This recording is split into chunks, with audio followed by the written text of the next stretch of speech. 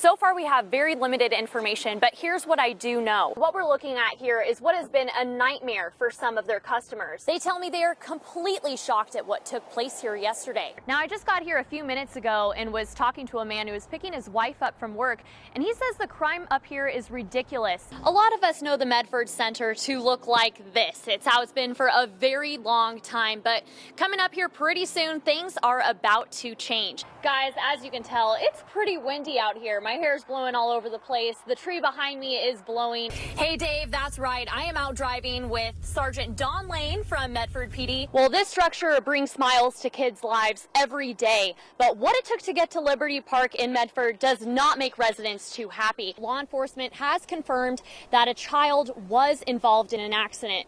Oregon Department of Transportation says it's about 55 feet deep and about 80 feet wide. Winter has officially hit the Rogue Valley, but that's not stopping people from traveling this Thanksgiving. These 12 dogs regularly pull up to 800 pounds, and they travel at speeds up to 25 miles per hour. Check this out.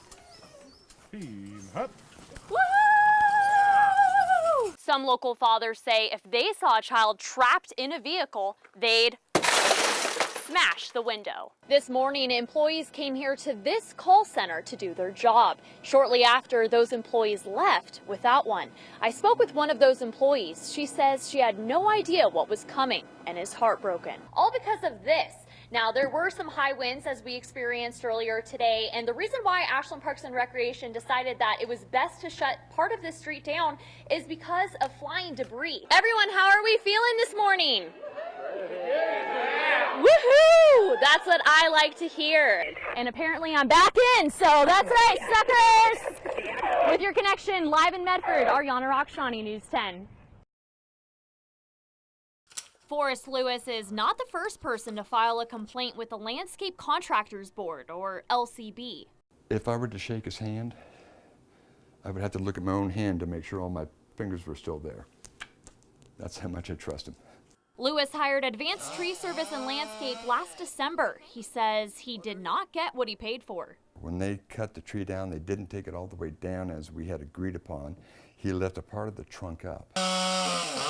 Advanced Tree Service and Landscape ended up taking Lewis to small claims court. I took care of that. That guy ended up having to pay me because we did the job. Advanced Tree Service and Landscape Managing Member William Danielson has 9 filed complaints against him with the LCB. The board also tells me there are multiple allegations, including dishonest conduct, hiring employees while his license was exempt, and failing to obtain a permit. I don't know what you're talking about, dishonest conduct. The LCB also says Danielson did not have workers' compensation from May 2008 to February 2013. Some other tree company owners say during that time, if one of Danielson's workers got injured on the client's property, the worker could sue the owner. Danielson explains why. Because I didn't have any employees during the recession, and I was doing most of the work myself, and then I got workman's comp again in 2013. However, the Oregon Department of Consumer and Business Services issued a penalty against Danielson's company.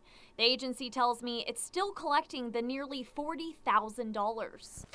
Lewis says he has one regret, not looking up the company online before hiring its services. Now he wants justice. 1, business license removed if he has one in the city of Medford.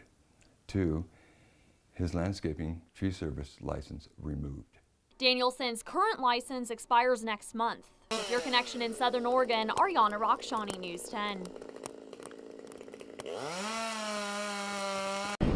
It's the talk of the town. What the heck? The growing sinkholes in Harbor have some concerned. Coming back to this and knowing that half of my home is falling, it's pretty scary. Yeah. At 80 feet wide and 50 feet deep. It's truly unbelievable. The sinkholes also took down the income of about 10 people. It's shut us down temporarily until we find out further from ODOT and how long we're really looking at. We are just kind of in a holding pattern. Fireside manager Theron Fox watched the second sinkhole go down on Thursday afternoon. That was the last day food was served at the 4-month-old restaurant. As you can see, I'm sitting here on the edge of the first sinkhole. Now, Oregon Department of Transportation says the reason behind all of this has to do with an old pipe. And so it's kind of a combination of that big storm event, tons of water, and an old culvert that's apparently has some issues. And we think it occurred at where It was like a 1928 pipe hooked to a 1970s pipe. Chris Hunter with ODOT says it's the agency's responsibility. The first sinkhole opened up last month. Since then, the ground has continued to crack along the old pipe's path. Despite the selfies and jokes, it's become a sinking reality for the community. We made these t-shirts kind of as a joke, and as of last night, my owner was kind of telling me, maybe you should put didn't. Well, it all started with a day of fishing on the Illinois River, and right before leaving, a man found dozens of letters from the 1940s. It's almost a fairy tale with hopefully a happy ending. 145, 146. 147 love letters. I love you, baby. All found here among trash. I noticed just a pile of letters, and they were scattered all throughout, all the way down to the bottom of the grass down there. Harlan Taylor read 2 of the letters. It was amazing, so I picked every one of them up. He took them home to his wife. No way. Let me see. Victoria Taylor started to read some of them. My dear wife. It's a love story she could not put down. This is a true love story from way back in the 1940s. Love, Vic. Victor Homan professing his love to Lorene Briggs. I think he's gonna ask her to marry him. And then to his wife, Lorene Briggs Homan. He couldn't wait to see her when she, was able to return home. Victor and Lorene lived in San Diego and were separated because they were in the service. He loves her like she is a lucky woman. Now the Taylors have made it their goal I miss you. to get these letters home.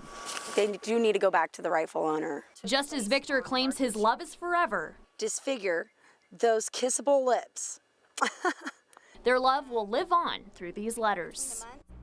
Hopefully there's a happy ending to this love story. If anyone knows or is related to Lorene Briggs Homan or Victor Homan, you can call us at KTVL. With your connection, Ariana Rakhshani, News 10. All right. Once you go out, Fellas, have a good day. there may be no coming back. But that's not what the Catalyst crew members are thinking about. They're ready to set the trap. It's the lifestyle. I like the lifestyle. It's just what I do. Catalyst Captain Willie Gergen has been crabbing the Oregon coast since he was 18. Dump it! He says he's found himself in rough waters multiple times. Some don't make it back to shore. Just last month near Coos Bay, 1 crabber died and 2 are still unaccounted for. It's pretty bad. It seems like every crab season we lose somebody, And hopefully it's just one boat. It's something crabber Dakota Cavins faces every season. It's better to have good thoughts, not think about anything negative. They all know it comes with the gig. It's Mother Nature, and it's unpredictable. That's not a good feeling when you're not in control. Crabbers not in control of the roaring ocean or how many crabs they pull up. That's what we don't want to see. The traps aren't always full, but when they are, there's no guarantee you get to keep them all. See, that's bigger. So these are females. Can't keep females. The males have to pass the 6 1/4 inch measuring test. That's keep them. And if they aren't, maybe better luck next year. Crab season is typically in the winter. Gergen says the Catalyst makes 70% of its income off of crabbing. One of the best years the boat has seen was back in 2013. It grossed $600,000. One of the worst seasons just last year. The Catalyst grossed $75,000 off the Oregon coast. Not too many people are getting rich at it. But for crabbers, that's not what it's about. You're not in an office, you're out here on the ocean all day, and I wouldn't change it for anything. One thing the hard workers wish they could change, when they could start keeping and selling their cash crop. I'll tell you, a month and a half ago, I'd have killed for $2,500. The crab season usually opens December 1st, but this season opened a month later, January 4th. The reason, unsafe levels of domoic acid, which could cause minor to severe poisoning, even death. It is stressful when you're planning on having an income soon and there hasn't been a check coming in a while. Despite the unpredictable conditions in every way, there's one thing that is predictable. Okay, step back. The crabber's passion. I just love being out here. I think it beats anything. With your connection in Curry County, Ariana Rakhshani, News 10. Scheffel's Toys has not always been so PG. Before that, it was a Marble Corner Saloon. Store owner Linda Graham knows all about the history of her shop. Don't let the gray hair fool you. I wasn't here then. But what was? Almost all of the brick buildings downtown. After 3 major fires in the 1800s, the wooden buildings had to be replaced. They mandated that anything with adjoining walls had to be done with brick from then on. Jacksonville's history preserved through old photos, all shot by this man, photographer Peter Britt, who has a special connection to the National Park Service 100th anniversary. But it was his photographs of Crater Lake that were used in getting Crater Lake established as a national park. Hi, guys. For Robert Roos, co-owner of Jacksonville's Magnolia Inn, the city's history keeps ringing in the ears of guests. The history of the town is very important, and the town has actually grown into itself. It's rather sophisticated and makes a great destination for people. Hi, how can I help you today? Graham says it's great to be listed as the 11th best small city, but We're kind of down. I think we should be a little higher myself, but I'm prejudiced. maybe better luck next year. With your connection in Jacksonville, Ariana Rakhshani, News 10.